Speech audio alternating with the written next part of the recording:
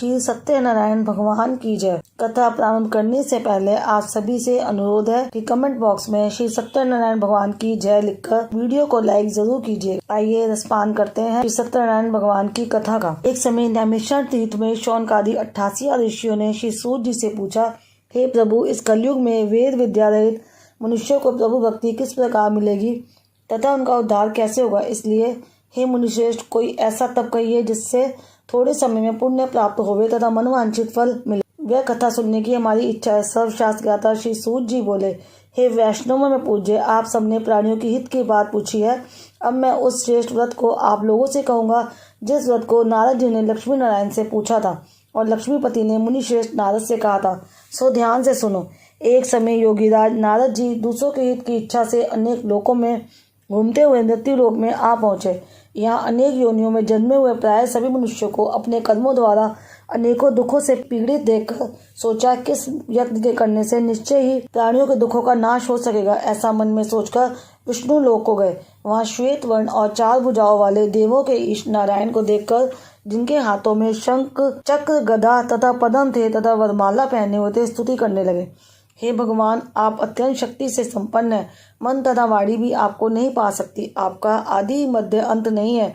निर्गुण स्वरूप सृष्टि के आदि भूति व भक्तों के दुखों को नष्ट करने वाले हो, आपको मेरा नमस्कार है। नारद जी ने इस प्रकार की स्तुति सुनकर विष्णु भगवान बोले, हे मुनिश्रेष्ठ, आपके मन में क्या है? आपका किस काम के लिए आगमन हुआ है? निसंकोच कहो। तब नारद मुनि बोले, मृत्यु लोक में सब मनुष्य जो अनेक योनियों में पैदा हुए हैं, अपने अपने कर्मों के द्वारा अनेक प्रकार के दुखों से दुखी हो रहे हैं। हे नाथ, मुझ पर दया रखते हो तो बतलाइए कि उन मनुष्यों के सब दुख थोड़े से ही प्रयत्न से कैसे दूर हो सकते हैं। श्री भगवान जी बोले, हे नारद, मनुष्य की भलाई के लिए तुमने बहुत अच्छी बात पूछी है। जिस काम के करने से मनुष्य मुंह से छूट जाता है वह मैं कहता हूँ। सुनो। बहुत पुण्य देने वाला स्वर्ग तथा मृत्यु लोक दोनों में दुर्लभ एक उत्तम व्रत है। आज मैं प्रेमवश होकर तुमसे कहता हूँ, सत्यनारायण का ये व्रत अच्छी तरह विधि पूर्वक करके मनुष्य आयु पर्यंत यहाँ सुख भोग कर मरने पर मोक्ष को प्राप्त होता है। श्री भगवान के वचन सुनकर नारद मुनि बोले कि उस व्रत का फल क्या है, क्या विधान है और किसने ये व्रत किया है और किस दिन ये व्रत करना चाहिए, विस्तार से कहिए। भगवान बोले, दुख शोक आदि को दूर करने वाला, धन धान्य को बढ़ाने वाला, सौभाग्य तथा संतान को देने वाला ये व्रत सब स्थानों पर विजय कराने वाला है। भक्ति और श्रद्धा के साथ किसी भी दिन मनुष्य श्री सत्यनारायण की शाम के समय ब्राह्मणों और बंधुओं के साथ धर्मपरायण होकर पूजा करे। भक्ति भाव से नैवेद्य, केले का फल, घी, दूध और गेहूं का चूर्ण सवाया लेवे। गेहूं के अभाव में साठी का चूर्ण, शक्कर तथा गुड़ ले और सब भक्षण योग्य पदार्थ जमा करा के भगवान के अर्पण कर देवे तथा बंधुओं सहित ब्राह्मणों को भोजन करावे। पश्चात स्वयं भोजन करे। नृत्य की आदि का आचरण कर सत्यनारायण भगवान का स्मरण करता हुआ समय व्यतीत करे। इस तरह व्रत करने पर मनुष्य की इच्छा निश्चय ही पूरी होती है। विशेषकर कली काल में भूमि पर यही मोक्ष का सरल उपाय है। सूत जी बोले, हे ऋषियों, जिसने पहले समय में इस व्रत को किया है उसका इतिहास कहता हूँ, ध्यान से सुनो। सुंदर काशीपुर नगरी में एक अत्यंत निर्धन ब्राह्मण रहता था। वे भूख और प्यास से बेचैन हुआ नित्य पृथ्वी पर घूमता था। ब्राह्मणों से प्रेम करने वाले भगवान ने ब्राह्मण को दुखी देखकर बूढ़े ब्राह्मण का रूप धर उसके पास जा आदर से साथ पूछा, हे विप्र, नित्य दुखी हुआ पृथ्वी पर क्यों घूमता है? हे श्रेष्ठ ब्राह्मण, ये सब मुझसे कहो, मैं सुनना चाहता हूँ। ब्राह्मण बोला, मैं निर्धन ब्राह्मण हूँ, भिक्षा के लिए पृथ्वी पर फिरता हूँ। हे भगवान, यदि आप इसका उपाय जानते हो तो कृपा कर कहो। वृद्ध ब्राह्मण बोला कि सत्यनारायण भगवान मन वांछित फल देने वाले हैं, इसलिए हे ब्राह्मण, तू उनका पूजन कर, जिसके करने से मनुष्य सब दुखों से मुक्त होता है। ब्राह्मण को व्रत का सारा विधान बतलाकर बूढ़े ब्राह्मण का रूप धारण करने वाले सत्यनारायण भगवान अंतर ध्यान हो गए। जिस व्रत को व्रत ब्राह्मण ने बतलाया है मैं उसको करूंगा, ये निश्चय करने पर उसे रात में नींद भी नहीं आई। वह सवेरे उठ सत्यनारायण के व्रत का निश्चय कर भिक्षा के लिए चला। उस दिन उसको भिक्षा में बहुत धन मिला, जिससे बांधवों के साथ उसने सत्यनारायण का व्रत किया। इसके करने से वह ब्राह्मण सब दुखों से छूटकर अनेक प्रकार की संपत्तियों से युक्त हुआ। उस समय से वह ब्राह्मण हर मास व्रत करने लगा। इस तरह सत्यनारायण भगवान के व्रत को जो करेगा वह सब पापों से छूटकर मोक्ष को प्राप्त होगा। आगे जो पृथ्वी पर सत्यनारायण का व्रत करेगा वह मनुष्य सब दुखों से छूट जाएगा। इस तरह नारद जी ने नारायण का कहा हुआ ये व्रत मैंने तुमसे कहा। हे विप्रो, अब मैं और क्या कहूँ? ऋषि बोले, हे मुनीश्वर, संसार में इस ब्राह्मण से सुनकर किस किसने इस व्रत को किया है, हम वह सब सुनना चाहते हैं। इसके लिए हमारे मन में श्रद्धा है। सूत जी बोले, हे मुनियों, जिस जिसने इस व्रत को किया है वह सब सुनो। एक समय ब्राह्मण धन और ऐश्वर्य के अनुसार बंधु बांधवों के साथ व्रत करने को तैयार हुआ। उसी समय एक लकड़ी बेचने वाला बूढ़ा आदमी आया और बाहर लकड़ियों को देखकर ब्राह्मण के मकान में गया। प्यास से दुखी लकड़हारा उनको व्रत करते देखकर ब्राह्मण को नमस्कार कर कहने लगा कि आप ये क्या कर रहे हैं और उसके करने से क्या फल मिलता है, कृपया करके मुझसे कहो। ब्राह्मण ने कहा, सब मनोकामनाओं को पूर्ण करने वाला ये सत्यनारायण भगवान का व्रत है। इसकी ही कृपा से मेरे यहाँ धन धान्य आदि की वृद्धि हुई है। ब्राह्मण से इस व्रत के बारे में जानकर लकड़हारा बहुत प्रसन्न हुआ। चरणामृत लिए प्रसाद खाने के बाद अपने घर को गया। लकड़हारे ने अपने मन में इस प्रकार का संकल्प किया कि आज ग्राम में लकड़ी बेचने से जो धन मिलेगा उसी से सत्यनारायण देव का उत्तम व्रत करूँगा। ये मन में विचार कर वह बूढ़ा आदमी लकड़ियाँ अपने सिर पर रखकर जिस नगर में धनवान लोग रहते थे वह ऐसे सुंदर नगर में गया। उस रोज वहाँ पर उसे उन लकड़ियों का दाम पहले दिनों से चौगुना मिला। तब वह बूढ़ा लकड़हारा दाम ले और अति प्रसन्न होकर पक्के केले की फली, शक्कर, घी, दुग्ध, दही और गेहूं का चूर्ण इत्यादि सत्यनारायण भगवान के व्रत की कुल सामग्रियों को लेकर अपने घर गया। फिर उसने अपने भाइयों को बुलाकर विधि के साथ भगवान जी का पूजन और व्रत किया। इस व्रत के प्रभाव से बूढ़ा लकड़हारा धन, पुत्र आदि से युक्त हुआ और संसार के समस्त सुख भोग कर वैकुंठ को चला गया। सूत जी बोले, हे श्रेष्ठ मुनियों, अब आगे की कथा कहता हूँ, सुनो।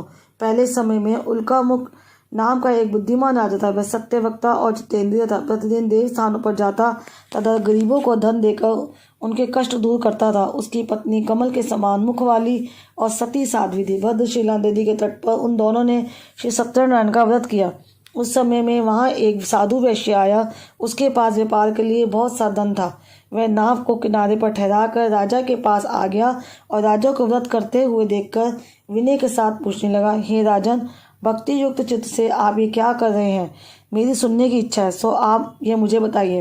राजा बोला, हे साधु, अपने बांधवों के साथ पुत्र आदि की प्राप्ति के लिए महाशक्तिमान सत्यनारायण भगवान का व्रत व पूजन किया जा रहा है।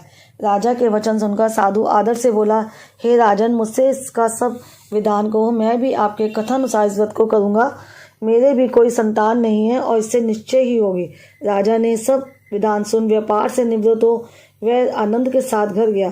साधु ने अपनी स्त्री से संतान देने वाले उस व्रत का समाचार सुनाया और कहा कि जब मेरे संतान होगी तब मैं उस व्रत को करूँगा।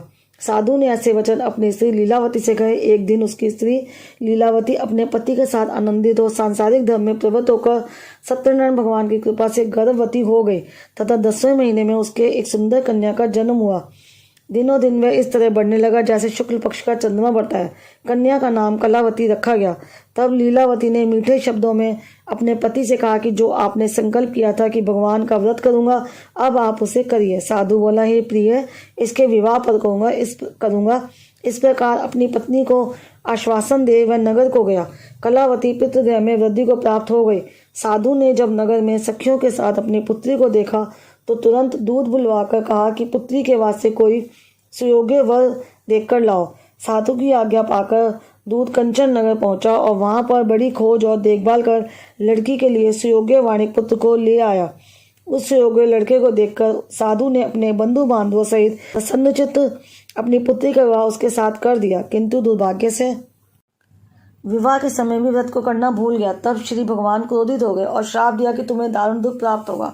अपने कार्य में कुशल साधु बनिया जमाता सहित समुद्र के समीप स्थित रतनपुर नगर में गया और वहां दोनों ससुर जमाई चंद्रकेतु राजा के उस नगर में व्यापार करने लगे। एक रोज भगवान सत्यनारायण की माया से प्रेरित कोई चोर राजा का धन चुराकर भागा जा रहा था, किंतु राजा के दूतों को आता देखकर चोर ने घबराकर भागते हुए राजा के धन को वहीं चुपचाप रख दिया जहाँ वो ससुर जमाई ठहरे हुए थे। जब दूतों ने उस साधु वैश्य के पास राजा के धन को रखा देखा तो वे दोनों को बांधकर ले गए और प्रसन्नता से दौड़ते हुए राजा के समीप जाकर बोले, ये दो चोर हम पकड़कर लाए हैं, देखकर आज्ञा दें। तब राजा की आज्ञा से उनको कठोर कारावास में डाल दिया और उनका सब धन छीन लिया। सत्यनारायण भगवान के श्राप द्वारा उनकी पत्नी भी घर पर बहुत दुखी हुई और घर पर जो धन रखा था चोर चुराकर ले गए। शारीरिक व मानसिक पीड़ा तथा भूख प्यास से अति दुखित हो अन्न की चिंता में कलावती एक ब्राह्मण के घर गई। वहां उसने सत्यनारायण भगवान का व्रत होते देखा। फिर कथा सुनी और प्रसाद ग्रहण कर रात को आई। माता ने कलावती से कहा, हे पुत्री, अब तक कहाँ रही? वह तेरे मन में क्या है? कलावती बोली, हे माता, मैंने एक ब्राह्मण के घर श्री सत्यनारायण भगवान का व्रत देखा है। कन्या के वचन सुनकर लीलावती भगवान के पूजन की तैयारी करने लगी। लीलावती ने परिवार और बंधुओं सहित श्री सत्यनारायण भगवान का पूजन किया और वर मांगा कि मेरे पति और दामाद शीघ्र आ जावें। साथ ही प्रार्थना की कि हम सबका राज क्षमा करो। सत्यनारायण भगवान इस व्रत से संतुष्ट हो गए और राजा चंद्रकेतु को स्वप्न में दर्शन देकर कहा, हे राजन, दोनों वैश्यों को छोड़ आते ही छोड़ दो। उसका सब धन जो तुमने ग्रहण किया है दे दो, नहीं तो मैं तेरा धन, राज्य, पुत्र आदि सब नष्ट कर दूंगा। राजा से ऐसे वचन कहकर भगवान अंतर ध्यान हो गए। प्रातःकाल राजा चंद्रकेतु ने सभा में अपना स्वप्न सुनाया। फिर दोनों वाणी पुत्रों को कैद से मुक्त कर सभा में बुलाया। दोनों ने आते ही राजा को नमस्कार किया। राजा मीठे वचनों से बोला, हे महानुभावों, भावी वर्ष ऐसा कठिन दुख प्राप्त हुआ है, अब तुम्हें कोई भय नहीं है। ऐसा कहकर राजा ने उनको नए नए वस्त्र आभूषण पहनाए तथा उनका जितना धन लिया था उससे दूना धन देकर आदर सहित विदा किया। दोनों वैश्य अपने घर को चल दिए। सूत जी बोले, वैश्य ने मंगलाचार करके यात्रा आरंभ की और अपने नगर को चला। उनके थोड़ी दूर निकलने पर दंडी वेशधारी सत्यनारायण ने उनसे पूछा, हे साधु, तेरी नाम में क्या है? अभिमानी वाणिक हंसता हुआ बोला, हे दंडी, आप क्यों पूछते हो? क्या धन लेने की इच्छा है? मेरी नाम में तो बेल और पत्ते भरे। वैश्य का कठोर वचन सुनकर भगवान ने कहा, तुम्हारा वचन सत्य हो। दंडी ऐसा कहकर वहां से दूर चले गए और कुछ दूर जाकर समुद्र के किनारे बैठ गए।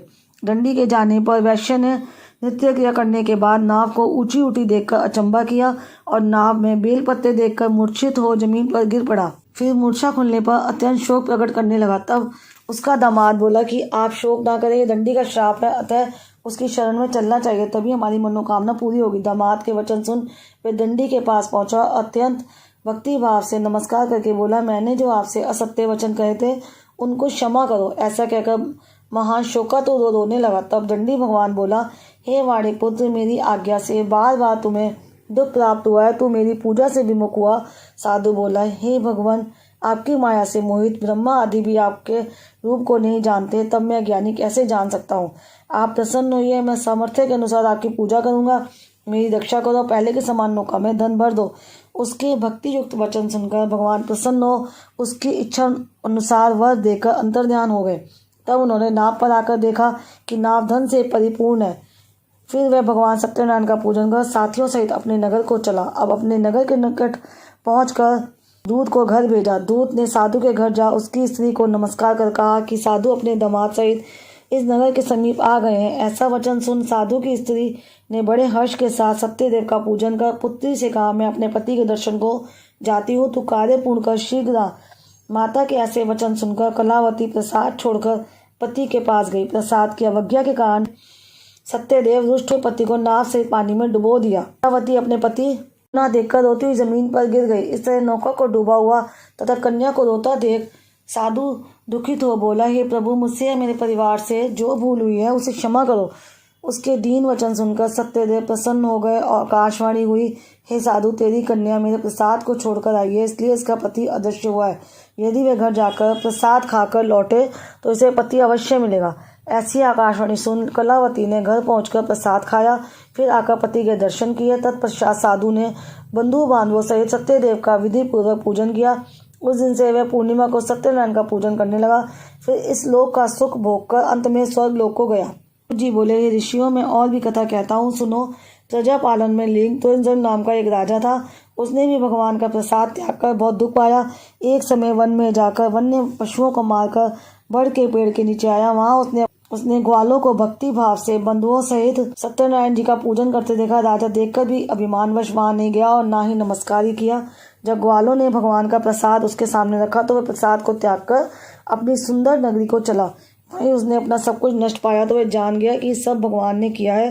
तब वह विश्वास कर ग्वालों के समीप गया, विधि पूजन कर प्रसाद खाया तो सत्यदेव की कृपा से पहले जैसा था वैसा ही हो गया। फिर दीर्घ काल तक सुख भोगकर मरने पर स्वर्ग लोक हो गया। जो मनुष्य इस परम दुर्लभ व्रत को करेगा, भगवान की कृपा से उसे धन धान्य की प्राप्ति होगी। निर्धन धनी और बंदी बंधन से मुक्त होकर निर्भय हो जाता है। संतानहीनों को संतान प्राप्ति होती है तथा सब मनोरथ पूर्ण होकर अंत में वैकुंठ धाम को जाता है। जिन्होंने पहले इस व्रत को किया, अब उनके दूसरे जन्म की कथा कहता हूँ। वृद्ध शतानंद ब्राह्मण ने सुदामा का जन्म लेकर मोक्ष को पाया। उल्का मुख नाम का राजा दशरथ होकर वैकुंठ को प्राप्त हुआ। साधु नाम के वैश्य ने मोहध्वज बनकर अपने पुत्र को आरे से चीरकर मोक्ष को प्राप्त किया। महाराज तुंगध्वज ने स्वयंभू होकर भगवान में भक्ति युक्त कर्म कर मोक्ष को प्राप्त किया। श्री सत्यनारायण भगवान की कथा समाप्त हुई। कथा समाप्त होने के बाद प्रेम से जयकारा बोलना चाहिए। बोलिए सत्यनारायण भगवान की जय।